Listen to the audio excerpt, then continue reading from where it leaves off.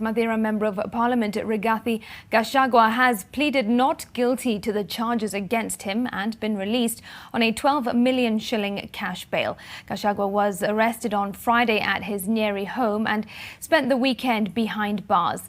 The Directorate of Criminal Investigations maintains that his arrest followed a 2-year investigation into a 12 billion shilling tender involving him, despite his supporters reading politics into the arrest. Gina reports.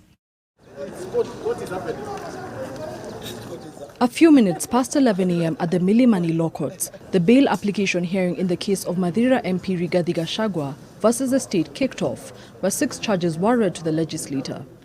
In the first count, Gachagua is accused of attempting to defraud the Nyeri County government of over 27 million shillings, fraudulent acquisition of property as part of payment for the supply of dialysis machines to Nyeri Provincial General Hospital, money laundering, where he is said to have indirectly received over 100 million shillings from the Bungoma County government, proceeds of which are said to have gone to crime, indirectly receiving over 7 million shillings from the Kwale County government, fraudulently acquiring over 7 billion shillings in his bank account at the Rafiki Microfinance Bank, and conflict of interest, where he is said to have acquired private interest in a public body for the construction of Jadaine Primary School in Madeira constituency. Gachagua pleaded not guilty to all the charges. He is charged alongside 9 other people who are conspicuously missing in court. The defense argued that the manner in which Gachagua was apprehended by DCI officers this past Friday at 3 a.m. is against the law, as he was arrested without a proper cause. This was quite clearly an intimidatory and misuse of power. The DCI just needed to send a text message or a phone call to an honorable member of parliament, and he will turn up at his own cost.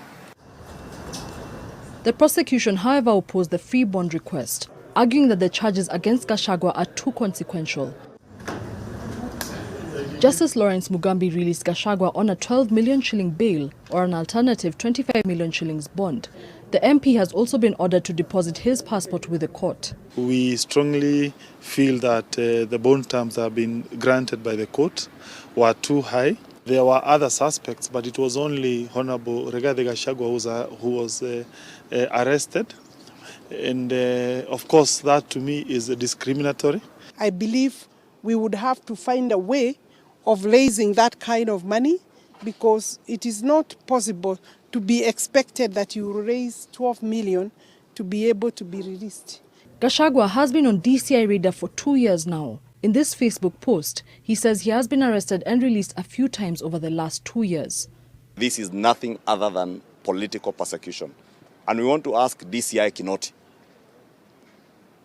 the way you are being used, Kinoti, just as has been said, time is coming, and we pray that the same people using you will drop you. Ukionekana na deputy president, haraka unaanza kuchuguzwa. Mimi mnakumbuka nilishikwa ati kuna kalamu pengine ya mwanafunzi wa nursery school, my desk mate, ilikuwa imekosa. Obnoxious things ambayo wanatafutiria vitu huko chini so that they try to diminish our voice. Summons have been issued for the 9 other accused persons who will take their plea on 3rd of August 2021. Gena Kirori, NTV.